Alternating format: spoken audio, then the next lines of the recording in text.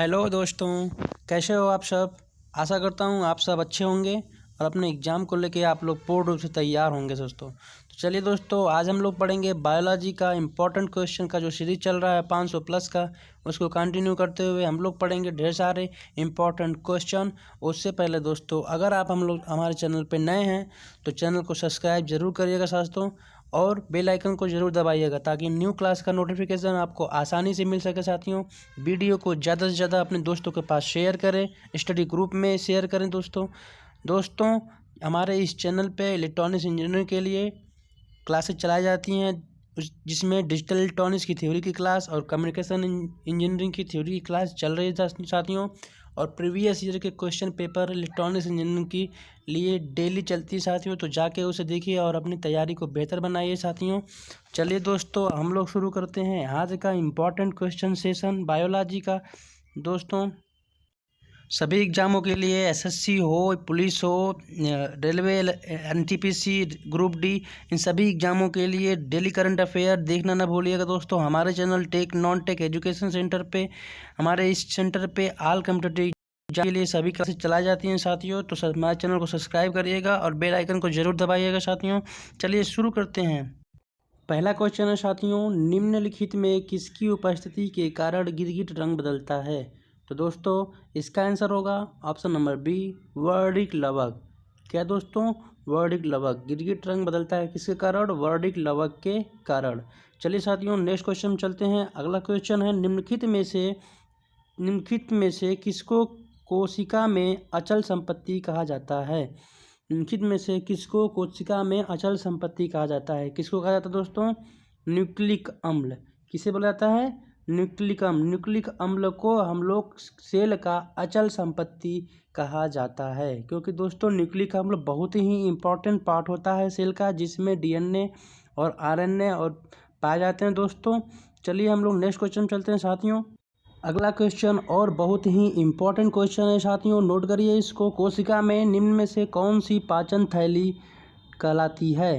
कौन सी पाचन थैली कहलाती है दोस्तों, ऑप्शन नंबर इसका डी, लाइसोसोम बहुत ही इम्पोर्टेंट होता है दोस्तों। कोशिका में निम्न में से कौन सी पाचन थैली कहलाती है, यानी डाइजेस्टिव बैग। तो लाइसोसोम जो होता है दोस्तों, वो हमारा सेल को, कोशिकाओं को क्लीन करने में भी हेल्प करता है दोस्तों। किस में काम करता है, कोशिकाओं को क्लीन करने में काम करता है दोस्तों।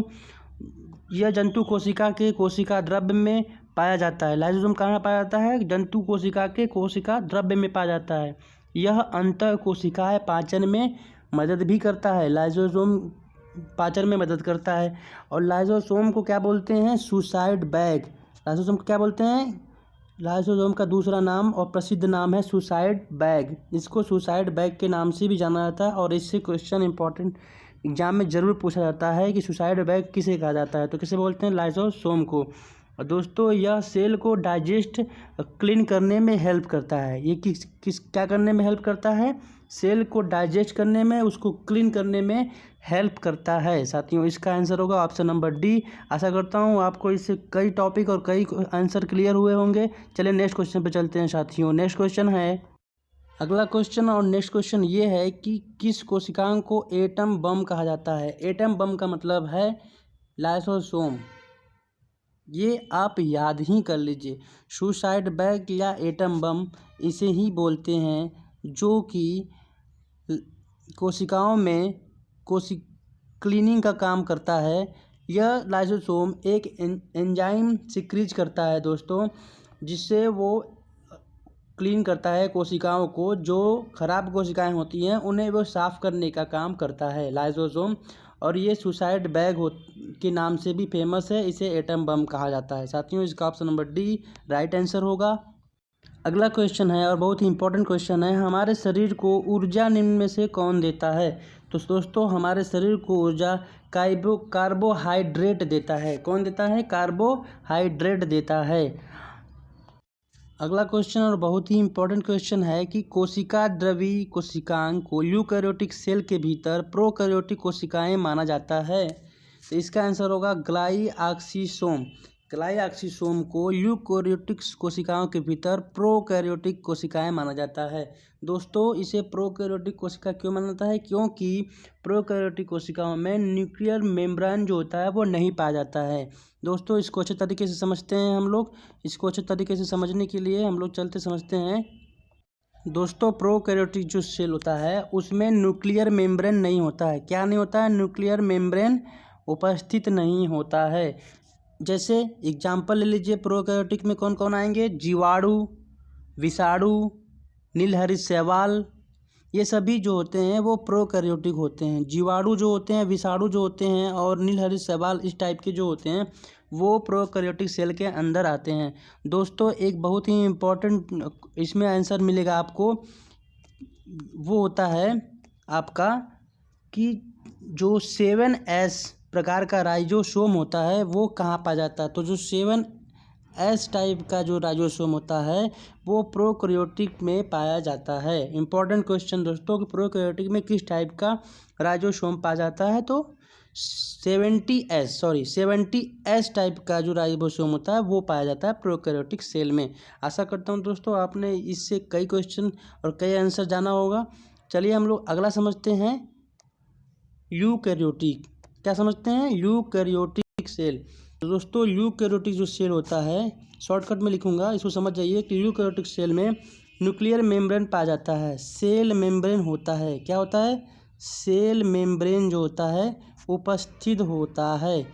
ठीक है साथियों, जैसे इसमें एग्जाम्पल लेंगे, क्या होता है एग्जाम्पल में? क्लोरोफिल, क्लोरोप्लास्ट, माइक्रोकॉन्ड्रिया, लाइजोसोम्स, इन सभी में सेल मेम्ब्रेन होता है। दोस्तों इसके साथ साथ इसके गुणसूत्रों में हिस्टोन नामक प्रोटीन पाया जाता है। कौन सा प्रोटीन पाया जाता है? हिस्टोन नामक प्रोटीन भी पाया जाता है। और इसमें दोस्तों 80S टाइप का राइजोसोम पाया जाता है। 80S टाइप का राइजोसोम पाया जाता है। आशा करता हूँ दोस्तों आपको ये क्वेश्चन में काफ़ी मज़ा आया होगा और काफ़ी सीखने को मिला होगा। आपको मैंने बताया यूकैरियोटिक सेल और प्रोकैरियोटिक सेल में क्या डिफरेंट होता है और काफ़ी भी इम्पोर्टेंट टॉपिक भी क्वेश्चन भी बताए हैं इसमें दोस्तों। अगला क्वेश्चन और बहुत ही इंपॉर्टेंट क्वेश्चन है, बार बार पूछा जाता है साथियों, पत्तों का हरा रंग किसकी उपस्थिति के कारण होता है? तो आपको पता होगा इसका आंसर और पता भी होना चाहिए, क्लोरोफिल। क्या है इसका आंसर? क्लोरोफिल के उपस्थिति के कारण पत्तों का रंग हरा होता है। और दोस्तों इसका आंसर इसमें एक क्वेश्चन मैं पूछता हूँ कि क्लोरोफिल में कौन सा तत्व पाया जाता है? इसका जवाब आप कमेंट बॉक्स में ज़रूर दीजिएगा। कमेंट बॉक्स में आप इसका जवाब ज़रूर दीजिएगा दोस्तों, और कल की वीडियो में मैं इसका आंसर बताऊंगा। अगला क्वेश्चन है दोस्तों, किस पेड़ की छाल मसाले के रूप में प्रयोग किया जाता है? दोस्तों दालचीनी जो होता है वो पेड़ की छालों से प्राप्त किया जाता है। किससे प्राप्त किया जाता है? पेड़ की छालों से दालचीनी नामक मसाला पाया जाता है। अगला क्वेश्चन दोस्तों, मधुमक्खी पालन को कहते हैं, तो मधुमक्खी पालन को क्या कहते हैं दोस्तों? मधुमक्खी पालन को कहते हैं, option number B, apiculture. क्या बोलते हैं? एपी कल्चर बोलते हैं मधुमक्खी पालन को। बहुत ही इंपॉर्टेंट क्वेश्चन दोस्तों, बहुत बार ये पूछा जाता है कि मधुमक्खी पालन को क्या बोलते हैं? तो एपी कल्चर बोलते हैं। अगला क्वेश्चन दोस्तों, गाय के दूध का रंग किसकी उपस्थिति के कारण पीला होता है? तो दोस्तों गाय का जो दूध का रंग होता है वो कैरोटीन के कारण पीला होता है। किसके कारण? Option number D right answer होगा दोस्तों, कि गाय के दूध का रंग हल्का पीला हो जाता है वो कैरोटीन के कारण होता है। ठीक है दोस्तों यूकैरियोटिक सेल के बारे में आप लोगों ने अच्छे तरीके से पढ़ा कि यूकैरियोटिक सेल में जो न्यूक्लियर मेम्ब्रेन होता है, सेल मेम्ब्रेन, वो पाया जाता है। तो दोस्तों वो झिल्ली जो होता है, प्लाज्मा झिल्ली, वो किससे बनी होती है? तो ऑप्शन नंबर ए जो होता है उसका राइट आंसर होगा फास्फोलिपिड्स। फास्फोलिपिड एक ऐसा चीज़ है जिससे यूकैरियोटिक सेल में उसकी प्लाज्मा झिल्ली बनी होती है। दोस्तों इसको याद रखिएगा, ये बहुत इंपॉर्टेंट क्वेश्चन दोस्तों, ये एनटीपीसी रेलवे की पसंदीदा क्वेश्चन है साथियों, तो इसको नोट कर लीजिए आप। अगला क्वेश्चन और बहुत ही इंपॉर्टेंट क्वेश्चन और शानदार क्वेश्चन है साथियों कि निम्नलिखित में से किसको सेल का पावर प्लांट कहा जाता है? ये आंसर आपको देना ही पड़ेगा दोस्तों। दीजिए आप आंसर, इसका कौन सा आंसर है? कमेंट में जल्दी से दीजिए आप दोस्तों। इसका आंसर मैं बताता हूँ आपको, इसका आंसर है ऑप्शन नंबर बी, माइटोकॉन्ड्रिया। दोस्तों माइटोकॉन्ड्रिया जो है उसको पावर प्लांट कहा जाता है पौधे का, क्योंकि दोस्तों इसमें जो है भोजन का ऑक्सीकरण और या दहन होता है। भोजन का इसमें क्या होता है, माइटोकॉन्ड्रिया में ऑक्सीकरण होता है, दहन होता है, जिससे बिजली जनरेट होती है। बिजली का मतलब पावर, वो वाला बिजली नहीं, पावर जनरेट होता है। वो ऊर्जा जो है किस में कन्वर्ट होता है, एडीपी के रूप में एकत्रित होता है। एडिनोसिन डाइफास्फेट, फुल फॉर्म याद रखिए दोस्तों, पूछता है क्वेश्चन में। और ये कन्वर्ट हो जाता है एटीपी के रूप में, कन्वर्ट हो जाता है एटीपी यानी एडिनोसिन ट्राइफास्फेट के रूप में परिवर्तित हो जाता है। दोस्तों ऊर्जा जो होता है वो एडीपी में एकत्रित होता है और फिर एटीपी के रूप में कन्वर्ट हो जाता है। साथियों ये कहाँ पे प्रोसेस होता है, माइटोकॉन्ड्रिया में, इसीलिए इसको बोला जाता है पावर प्लांट ऑफ सेल, यानी कि सेल का पावर प्लांट माइटोकॉन्ड्रिया को बोला जाता है। तो दोस्तों एडीपी और एटीपी का फुल फॉर्म याद रखिए, और भोजन का ऑक्सीकरण होने के कारण ऊर्जा जनरेट होती है। आशा करता हूँ आपको क्लास अच्छी लग रही होगी, तो अच्छी लगी तो आप इसको लाइक ज़रूर करिएगा साथियों। अगला क्वेश्चन और शानदार क्वेश्चन है साथियों, किसी जीवित देह के भीतर, शरीर के भीतर कोशिका या ऊतक की मृत्यु को क्या बोलते हैं। सेल या टिश्यू जो जब डिस्ट्रॉय हो जाते हैं तो उसको क्या बोलते हैं, उसको बोलते हैं नेक्रोसिस। क्या बोलते हैं, ऑप्शन नंबर सी नेक्रोसिस बोलते हैं। नेक्रोसिस मीन्स सेल या टिश्यू का डिस्ट्रॉय होना। ओके दोस्तों, आशा करता हूँ आपने इसे नोट कर लिया होगा। अगला क्वेश्चन और बहुत ही इम्पोर्टेंट क्वेश्चन है कि डायनासोर क्या थे। तो डायनासोर दोस्तों एक सरीसृप थे जो लुप्त हो गए। दोस्तों डायनासोर क्या थे, एक सरीसृप थे जो अब पृथ्वी पे नहीं पाए जाते हैं। ठीक है दोस्तों, अगला क्वेश्चन और पेपर में बार बार पूछे जाने वाला क्वेश्चन दोस्तों, कोशिकाओं के अध्ययन से संबंधित जैविकी शाखा को कहते हैं। तो बताइए दोस्तों क्या कहते हैं कोशिकाओं के अध्ययन से संबंधित शाखा को। तो कोशिकाओं के अध्ययन से संबंधित शाखा को बोलते हैं साइटोलॉजी। क्या बोलते हैं, ऑप्शन नंबर ए साइटोलॉजी बोलते हैं। क्या बोलते हैं दोस्तों, option number A right answer होगा इसका, साइटोलॉजी। ठीक है दोस्तों प्राणियों का जो वैज्ञानिक नाम होता है उसको किस भाषा में लिखा जाता है। तो दोस्तों ऑप्शन नंबर बी जो होता है लैटिन, लैटिन भाषा में प्राणियों का साइंटिफिक नेम लिखा जाता है। ठीक है दोस्तों, ये रहा आपका इम्पोर्टेंट क्वेश्चन, दांतों के अध्ययन से संबंधित विज्ञान है, दांतों से अध्ययन संबंधी विज्ञान है। चारों ऑप्शन पढ़िए दोस्तों, और चारों ऑप्शन पढ़ने के बाद आप मुझे जवाब दीजिए फटाफट। क्या है दांतों के अध्ययन संबंधित विज्ञान का, उसको बोलते हैं ओडोंटोलॉजी। क्या बोलते हैं, option number A right answer होगा ओडोंटोलॉजी। ओडोंटोलॉजी इसको बोलते हैं दांतों के अध्ययन को। दोस्तों अगला क्वेश्चन और बहुत ही इम्पोर्टेंट क्वेश्चन है, जोनास साल्क जो थे वो किस वैक्सीन का खोज किया था। तो जोनास साल्क ने पोलियो वैक्सीन का खोज किया था। नोट कर लीजिए ऑप्शन नंबर ए, बहुत ही इंपॉर्टेंट क्वेश्चन है दोस्तों। और इस समय वैक्सीन के बारे में क्वेश्चन ज़रूर पूछेगा दोस्तों, क्योंकि जो कोविड-19 है उसकी वजह से वैक्सीन जो शब्द है वो बहुत ही फेमस हुआ है। तो वैक्सीन की खोज जो है पोलियो वैक्सीन की खोज जोनास साल्क ने की थी। दोस्तों आप ये बताइए कि भारत पोलियो मुक्त कब सर्टिफाइड हुआ था WHO के द्वारा। ये आप कमेंट में हमें लिख के बताइए कि भारत कब पोलियो मुक्त हुआ था, ये हमें कमेंट में बताइए किस सन में हुआ था। चलिए दोस्तों नेक्स्ट क्वेश्चन चलते हैं। नेक्स्ट क्वेश्चन और बहुत ही इंपॉर्टेंट क्वेश्चन साथियों, प्रोटीन बनाने के लिए अमीनो अम्ल की आवश्यकता होती है। तो प्रोटीन बनाने के लिए कितने अमीनो अम्ल की आवश्यकता होती है। तो दोस्तों इसका राइट आंसर है ऑप्शन नंबर सी 20 अमीनो अम्ल की आवश्यकता होती है प्रोटीन बनाने के लिए। अगला क्वेश्चन और शानदार क्वेश्चन और बार बार पूछे जाने वाला ग्रुप डी में क्वेश्चन, प्रोटीन निर्माण में आधारभूत इकाई होता है। प्रोटीन के निर्माण में सबसे ज़्यादा इम्पॉर्टेंट या आधारभूत इकाई किसे कहते हैं, अमीनो अम्ल। अभी ऊपर हमने बात किया दोस्तों, उसी से संबंधित क्वेश्चन था। अमीनो अम्ल जो है प्रोटीन निर्माण में बेसिक यूनिट होता है, आधारभूत इकाई होता है। दोस्तों बहुत ही इंपॉर्टेंट क्वेश्चन, इसको नोट कर लीजिए।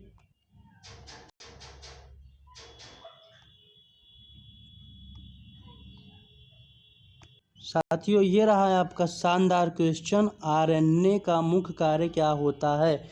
दोस्तों RNA का मुख्य काम होता है क्या काम होता है? प्रोटीन संश्लेषण में सहायता करना। आरएनए का मुख्य कार्य क्या है? प्रोटीन संश्लेषण में सहायता करना। ऑप्शन नंबर 20 का राइट आंसर होगा साथियों। चलिए हम लोग आरएनए के बारे में कुछ और भी जान लेते हैं। तो आरएनए का फुल फॉर्म क्या होता है दोस्तों? Ribonucleic acid. राइबोन्यूक्लिक एसिड, ठीक है दोस्तों। और यह कहाँ पाया जाता है दोस्तों? तो यह दोस्तों केंद्रक और कोशिका द्रव्य में पाया जाता है। कहाँ पाया जाता है? आरएनए जो पाया जाता है वो केंद्रक और कोशिका द्रव्य में पाया जाता है। कोशिका द्रव्य में पाया जाता है साथियों। बहुत ही इम्पोर्टेंट क्वेश्चन था साथियों, इसको जरूर पढ़िएगा। और न्यूक्लिक अम्ल का एक पार्ट है। न्यूक्लिक अम्ल कितने प्रकार होते हैं? 2 प्रकार के न्यूक्लिक अम्ल होते हैं, आरएनए और डीएनए। उसमें से आरएनए न्यूक्लिक अम्ल का एक पार्ट है साथियों। तो साथियों इसका आंसर क्या होगा? ऑप्शन नंबर बी, प्रोटीन संश्लेषण में सहायता करता है। ठीक है साथियों, चलिए नेक्स्ट क्वेश्चन चलते हैं। अगर आपको ये वीडियो ये क्लास अच्छी लग रही हो तो वीडियो को जरूर लाइक करिएगा और सपोर्ट करिएगा, ज़्यादा से ज़्यादा शेयर करिएगा। अगला क्वेश्चन और बहुत ही इम्पोर्टेंट और शानदार क्वेश्चन साथियों, डीएनए संश्लेषण का प्रतिपादन किसने किया? दोस्तों डीएनए संश्लेषण का प्रतिपादन किसने किया? आप इसका आंसर हमें बताइए। हम जस्ट 2-3 सेकंड का समय देते हैं आपको। तो ऑप्शन है इसका कॉर्नबर्ग। ऑप्शन नंबर ए जो है कॉर्नबर्ग जो थे वो डीएनए संश्लेषण का प्रतिपादन किया था। दोस्तों डीएनए संश्लेषण का प्रतिपादन किसने किया था? कॉर्नबर्ग ने। इसको याद रखिएगा। और दोस्तों डीएनए का जो मॉडल दिया था, डीएनए मॉडल वो किसने दिया था दोस्तों? डीएनए जो मॉडल है वो किसने दिया था? डीएनए मॉडल दिया था वाटसन एंड क्रिक ने। डीएनए मॉडल किसने दिया था? वाटसन एंड क्रिक ने दिया था दोस्तों डीएनए मॉडल। याद रखिएगा दोस्तों। एक और बेहतरीन क्वेश्चन है दोस्तों इसका कि डीएनए मॉडल दिया था वाटसन एंड क्रिक ने, इसको दिया था।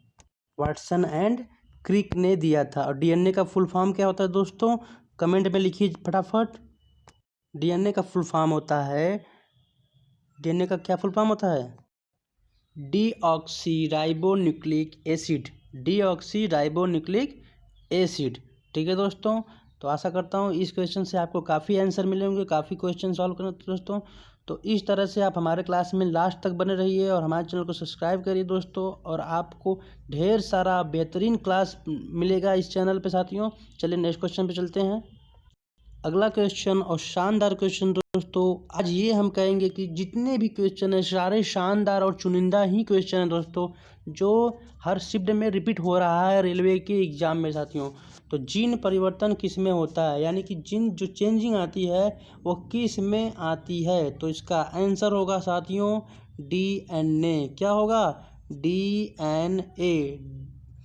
डीएनए में ही चेंजिंग आती है। जीन की चेंजिंग किस में आती है? डीएनए में ही आती है। ठीक है दोस्तों। अगला क्वेश्चन है जीन का आकार होता है। जीन का कैसा आकार होता है दोस्तों? तो जीन का आकार जो होता है वो सर्पाकार होता है साथियों। आपने ये डीएनए का देखा होगा, सर्किल ऐसे ऐसे बना होता है। तो दोस्तों जीन का आकार जो होता है वो सर्पाकार होता है और जीन की चेंजिंग होती है वो डीएनए की चेंजिंग की वजह से ही होती है।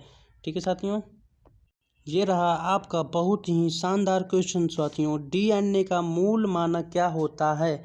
तो डीएनए का मूल मानक यानी कि डीएनए किसका बहुलक है? तो डीएनए जो होता है न्यूक्लियोटाइड का बहुलक होता है। डीएनए न्यूक्लियोटाइड का मानक होता है। डीएनए का मूल मानक nucleotide. Option number C right answer होगा। डीएनए अगर ऐसे क्वेश्चन पूछता है कि न्यूक्लियोटाइड का बहुलक क्या है? डीएनए, यानी डीएनए जो है न्यूक्लियोटाइड का बहुलक है। इस टाइप से भी क्वेश्चन पूछता है। और डीएनए का मूल मानक क्या है? न्यूक्लियोटाइड है। ये भी क्वेश्चन पूछा है। तो साथियों जिस तरह से भी घुमा के क्वेश्चन पूछे आपको 110% क्वेश्चन सही करके आना है एग्जाम में। अगला क्वेश्चन और बहुत ही अच्छा क्वेश्चन है साथियों, उनमें से कौन सी जांच बच्चे के पिता का निर्धारण करता है? तो साथियों डीएनए फिंगरप्रिंट जो होता है उसकी जांच से पता चलता है बच्चे के पिता का। ठीक है दोस्तों, तो इस क्वेश्चन का राइट आंसर होगा सी। अगला क्वेश्चन साथियों, एकल स्टैंड वाले डीएनए अणु कहाँ मिलते हैं? ये क्वेश्चन आप नोट कर लीजिए साथियों। ये क्वेश्चन जल्दी आपको मिलेंगे नहीं और बहुत ही इंपॉर्टेंट क्वेश्चन है कि एकल स्टैंड वाले डीएनए कहाँ मिलते हैं। तो साथियों एकल स्टैंड वाले डीएनए जो मिलते हैं वो बैक्टीरियोफेज में मिलते हैं। कहाँ मिलते हैं? Option number D right answer होगा। बैक्टीरियोफेज में एकल स्टैंड वाले डीएनए अणु मिलते हैं। ठीक है साथियों। अगला क्वेश्चन और बहुत ही इम्पोर्टेंट क्वेश्चन है साथियों, एग्जाम के पॉइंट ऑफ व्यू से, किसके द्वारा आनुवंशिकता के विज्ञान को आनुवंशिकी कहा गया है। तो साथियों आनुवंशिकता के विज्ञान के आनुवंशिकी किसको कहा गया है, तो इसमें जो चारों आंसर है वो सही नहीं है। इसमें से ऑप्शन नंबर ई जो है वो राइट आंसर होगा, यानी कि इनमें से कोई नहीं। आनुवंशिकता के विज्ञान को आनुवांशिक यानी जेनेटिक किसके द्वारा कहा गया है, वो इसमें ऑप्शन नंबर ई है, जिसमें से कोई नहीं। और दोस्तों आपको पता है कि आनुवांशिकता के जनक किसे बोलते हैं, आनुवांशिकता के जनक जो हैं वो कौन है, आनुवांशिकता के जनक हैं ग्रेगर जॉन मेंडल। क्या है, ग्रेगर जॉन मेंडल। दोस्तों इस क्वेश्चन का आंसर ऑप्शन नंबर ई होगा। और जो आनुवांशिकता के जनक है वो कौन है, ग्रेगर जॉन मेंडल। ठीक है दोस्तों, चलिए हम लोग नेक्स्ट क्वेश्चन चलते हैं। ग्रेगर जॉन मेंडल मटर के पौधे पर अध्ययन किया था। किस पे अध्ययन किया था, मटर के पौधे पर अध्ययन किया था।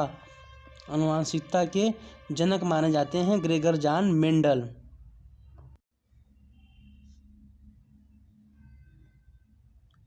पौधा कोशा का पावर हाउस किसे कहा जाता है। तो साथियों ये क्वेश्चन दोबारा रिपीट हुआ है, लेकिन थोड़ा सा क्वेश्चन को घुमा के पूछा गया है। तो साथियों इसका आंसर है ऑप्शन नंबर डी माइटोकॉन्ड्रिया। आपको बताया माइटोकॉन्ड्रिया जो होता है उसे पावर हाउस बोलते हैं, क्योंकि इसमें ऊर्जा को एडीपी से एटीपी में कन्वर्ट होता है। एडिनोसिन डाइफॉस्फेट से एडिनोसिन ट्राइफॉस्फेट में कन्वर्ट किया जाता है। ठीक है दोस्तों, चलिए नेक्स्ट क्वेश्चन चलते हैं। अगला क्वेश्चन और बहुत ही शानदार क्वेश्चन है साथियों, कोशिका गतिविधियां नियंत्रित की जाती है। कोशिका की गतिविधियां किसके द्वारा नियंत्रित की जाती है, न्यूक्लिक वेयस के द्वारा। ऑप्शन नंबर डी न्यूक्लिक वेयस के द्वारा कोशिका की गतिविधियों को नियंत्रित किया जाता है। ठीक है दोस्तों, इसको नोट करिए, ये क्वेश्चन बार बार पूछे जा रहे हैं और क्वेश्चन जल्दी आपको मिलेंगे नहीं। तो कोशिका की गतिविधियां नियंत्रित की जाती है न्यूक्लिक वेयस के द्वारा। ठीक है साथियों एक और क्वेश्चन, जेनेटिक इंजीनियरिंग तकनीकी से सबसे पहले किसे बनाया गया था। तो जेनेटिक इंजीनियरिंग की तकनीकी से सबसे पहले बनाया गया था ट्रांसजेनिक बैक्टीरिया। क्या बनाया था, ट्रांसजेनिक बैक्टीरिया बनाया गया था सबसे पहले जेनेटिक इंजीनियरिंग टेक्निक द्वारा। ठीक है साथियों, अगला क्वेश्चन और बहुत ही शानदार क्वेश्चन साथियों, बच्चों का लिंग जो होता है मुख्य रूप से किस पर निर्भर करता है। 2 सेकंड का समय देंगे दोस्तों, कमेंट में आप लिखिए, फटाफट बताइए इसका आंसर। बच्चों का लिंग मुख्य रूप से किस पर डिपेंड करता है, पिता पर, दादा पर, नाना पर, माता पर। तो दोस्तों इसमें ऑप्शन नंबर ए जो है वो राइट आंसर होगा। पिता की जेनेटिक जो DNA था उस पर डिपेंड करता है बच्चों का लिंग। ठीक है दोस्तों, चलिए हम लोग नेक्स्ट क्वेश्चन चलते हैं। अगला क्वेश्चन और बहुत ही खास इंपॉर्टेंट क्वेश्चन दोस्तों, इसको 1 स्टार नहीं डबल स्टार लगा लीजिए, क्योंकि जेनेटिक में किसका अध्ययन किया जाता है। तो ये दोस्तों आपको कंफ्यूजन में डाल सकता है। क्या क्या अध्ययन करते हैं, आनुवांशिकता एवं गुणसूत्र दोनों का अध्ययन किया जाता है दोस्तों। इन दोनों का अध्ययन किया जाता है। अकेले किसी ऑप्शन में रहे तो ना टिक करिएगा दोस्तों, दोनों रहे तो दोनों टिक करिएगा, अगर ना रहे तब जाके अकेले करिएगा दोस्तों। तो जेनेटिक में किसका अध्ययन करते हैं, आनुवांशिकता एवं गुणसूत्र का अध्ययन किया जाता है। और दोस्तों आप बताइए, कमेंट में जवाब दीजिए। हमारे दिमाग में एक क्वेश्चन आया, आप बताइए इसका आंसर क्या होगा। गुणसूत्र कितने पाए जाते हैं ह्यूमन बॉडी में दोस्तों, कितने पेयर पाए जाते हैं या कितने पाए जाते हैं, इसका आंसर आप कमेंट में ज़रूर से ज़रूर दीजिएगा दोस्तों। चलिए हम लोग नेक्स्ट क्वेश्चन में चलते हैं। अगला क्वेश्चन, क्लोनील पद निम्न में से किससे संबंधित होता है। क्वेश्चन नंबर जो है 88 लिखा है, जो हम लोग शुरू से पढ़ रहे हैं, 500 प्लस का सीरीज चल रहा है साथियों। तो क्लोनील पद जो होता है वो किससे संबंधित होता है। तो क्लोनील पद जो होता है वो जनन विज्ञान से संबंधित होता है। याद रखिएगा साथ, बहुत ही इंपॉर्टेंट है दोस्तों। NTPC में ये बार बार क्वेश्चन रिपीट हो रहे हैं, कई शिफ्ट में देखा गया है साथियों, तो याद करके जाइएगा। क्लोनीन जो होता है वो जनन विज्ञान से संबंधित होता है। नेक्स्ट क्वेश्चन और थोड़ा घुमा के क्वेश्चन पूछा साथियों, आनुवांशिकता का सिद्धांत किसने दिया। आनुवांशिकता का सिद्धांत option number A Gregor John Mendel ने दिया, जो कि मटर के पौधे पर अध्ययन किया था। मटर के पौधे पर बहुत टाइम से अध्ययन करने के बाद इन्होंने आनुवांशिकता का सिद्धांत दिया था। ठीक है साथियों बहुत ही इम्पोर्टेंट क्वेश्चन और इस क्लास का लास्ट क्वेश्चन साथियों, इसमें कह रहा है वनस्पति कोशिका और प्राणी कोशिका का अंतर किसकी उपस्थिति से स्पष्ट होता है। तो दोस्तों इसका राइट आंसर आप दीजिए फटाफट। इसका राइट आंसर है कोशिका भित्ति, सेल वॉल। यानी कोशिका भित्ति यानी सेल वॉल जो होता है वो प्राणी कोशिका में पाया जाता है, नहीं पाया जाता है, और वनस्पति कोशिका में पाया जाता है। ठीक है दोस्तों, तो सेल वॉल यानी कोशिका भित्ति ही जो है इसका राइट आंसर जो होगा कोशिका भित्ति के कारण वनस्पति कोशिका और प्राणी कोशिका में डिफरेंट समझा जाता है, स्पष्ट किया जाता है। दोस्तों इसके बाद हम लोग समझेंगे एक इम्पॉर्टेंट टॉपिक को इसी क्लास में। उसके बाद क्लास को हम लोग द एंड करेंगे साथियों। हम लोग समझेंगे राइबोसोम्स क्या होता है। राइबोसोम्स क्या होता है हम लोग इसको समझेंगे। क्या होता है राइबोसोम। ठीक है दोस्तों, तो राइबोसोम क्या होता है। राइबोसोम की खोज किसने किया। राइबोसोम की खोज किया है पैलेड ने। क्या किया है, पैलेड नामक वैज्ञानिक ने इसकी खोज किया है दोस्तों। और यह दोस्तों अमीनो अम्लों के अणुओं को जोड़ने का काम करता है। अमीनो अम्ल के जो अणु होते हैं उनको जोड़ने का काम करता है। अमीनो अम्ल के अणुओं को जोड़ने का काम करता है दोस्तों। और यह प्रोटीन संश्लेषण में भी मदद करता है। प्रोटीन संश्लेषण में इसका मुख्य कार्य है प्रोटीन संश्लेषण में मदद करना। ठीक है दोस्तों, तो राइबोसोम से क्या होता है आपने पढ़ा।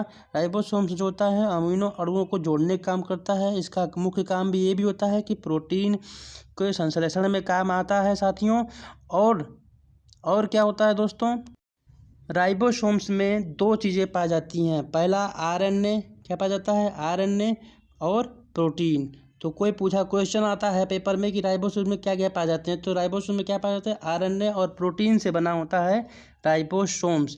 आपने उसके कार्य को समझा, राइबोसोम्स में क्या क्या होते हैं वो भी समझा आपने, आरएनए और प्रोटीन। और राइबोसोम्स कितने प्रकार के होते हैं दोस्तों। राइबोसोम्स होते हैं दो प्रकार के। कौन कौन से होते हैं दोस्तों, एक होता है 70S और दूसरा होता है 80S। एक होता है 70S और दूसरा होता है 80S। ठीक है साथियों, तो आपको ये क्वेश्चन समझ में आया होगा। और 70S कहाँ पाया जाता है, 80S कहाँ पाया जाता है, ये भी बताऊंगा मैं अभी। दोस्तों 70S जो होता है वो पाया जाता है प्रोकैरियोटिक टाइप के सेल में, प्रोकैरियोटिक टाइप के सेल में। और 80S जो पाया जाता है वो पाया जाता है यूकैरियोटिक सेल में। यूकैरियोटिक टाइप और प्रोकैरियोटिक टाइप को हमने अच्छे तरीके से आपको बताया इसी क्लास में दोस्तों। तो दोस्तों एक बार आप अगर इस क्लास को अच्छे तरीके से देख लेते हैं और पेन कॉपी लेकर नोट कर लेते हैं तो आपको फिर किसी और जगह भटकने की ज़रूरत नहीं पड़ेगी। और 110% गारंटी है आप इससे संबंधित क्वेश्चन कभी छोड़ के नहीं आएंगे और चुटकियों में आंसर करके आएंगे साथियों। दोस्तों अब हम कल मिलेंगे ढेर सारे इसी तरह सिलेक्टेड और इम्पॉर्टेंट क्वेश्चन के साथ, और उसको हम लोग डीपली एक्सप्लेनेशन के साथ समझेंगे दोस्तों। और उसके एक एक क्वेश्चन का हम लोग पोस्टमार्टम कर देंगे साथियों। तो साथियों हम लोग कल मिलेंगे फिर इसी समय। बायोलॉजी का इम्पोर्टेंट सेशन रेलवे एनटीपीसी के लिए स्पेशल क्लास दोस्तों आप लोग को लेके आएंगे। कल मिलेंगे दोस्तों अगर आप हमारे चैनल पर नए हैं तो चैनल को सब्सक्राइब जरूर करिएगा साथियों, और बेल आइकन को दबाइएगा ताकि आपको न्यू क्लास का नोटिफिकेशन जल्दी से जल्दी मिल जाया करे साथियों, आसानी से मिल जाए। और दोस्तों लाइक करिएगा और ढेर सारे दोस्तों के पास ज़रूर शेयर करिएगा साथियों। दोस्तों हमारे इस क्लास अगर अच्छा लगा हो तो लाइक करिएगा और ढेर से ज़्यादा शेयर करिएगा स्टडी ग्रुप में। दोस्तों आप अगर शेयर करते हैं तो वो हमारे लिए एक मोटिवेशनल होता है दोस्तों, और ये हमारे चैनल को सपोर्ट मिलेगा दोस्तों। तो आशा करता हूँ आप इसको ज़रूर शेयर करेंगे और सब्सक्राइब करेंगे साथियों। चलिए हम लोग अब कल मिलते हैं। Thank you.